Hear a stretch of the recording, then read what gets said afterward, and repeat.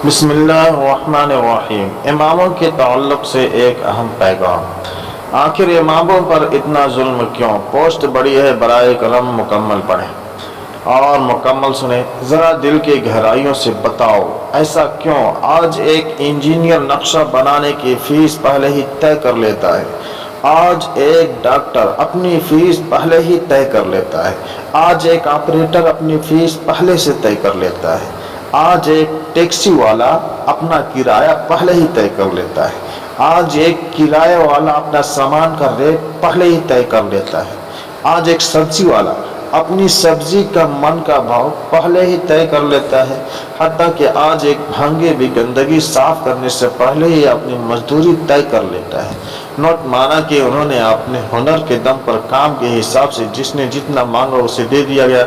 लेकिन आज एक इमाम साहब ही है जिनको कभी हमने इतना नहीं दिया जितना उन्हें चाहिए था, देना चाहिए था।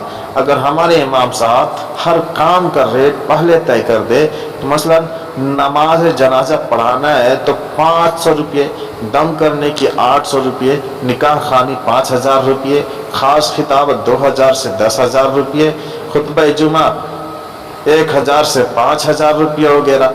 आप कहोगे साहब क्या शरीयत में इसकी इजाज़त है?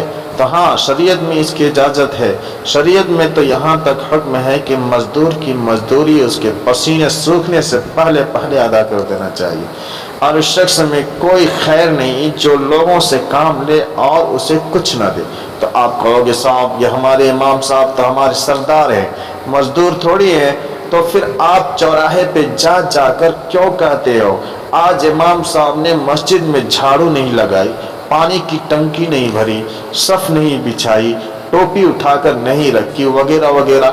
आप अपने दिल पर हाथ रख कर बताओ, ये सब काम एक मजदूर से कराया जाता है या फिर सरदार से? खुदारा इमाम साहब को अगर आपने सरदार बनाया है तो सरदार का ही मकाम दीजिए, एक नौकर का नहीं। क्यों इमाम साहब को सताकर रुलाकर अपनी दुनिया और आखिरत बर्बाद कर रहे हो? लेकिन आप बताइए, क्या आपने शरीयत की कितनी बात मानी है?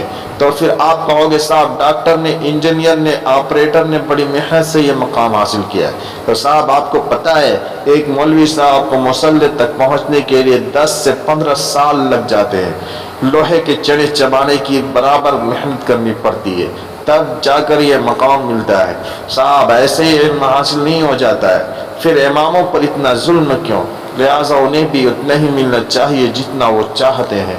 अइम्मा हजरात से मेरी गुजारिश है, कोई भी काम हो आप साहब खाना से खुलकर बोलें, शर्मा शर्मी में अपना नुकसान ना करें।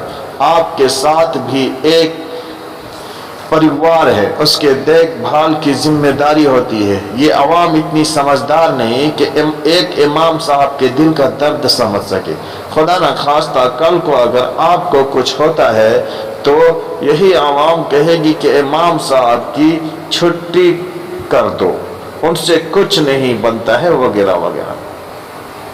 और बहुत से कम अकल तो यहाँ तक कह गुजरते हैं कि इमाम साहब को इतनी तरक्की कैसे मिल गई, गाड़ी कैसे ले ली, बंगला कैसे बना लिया, वगैरह वगैरह।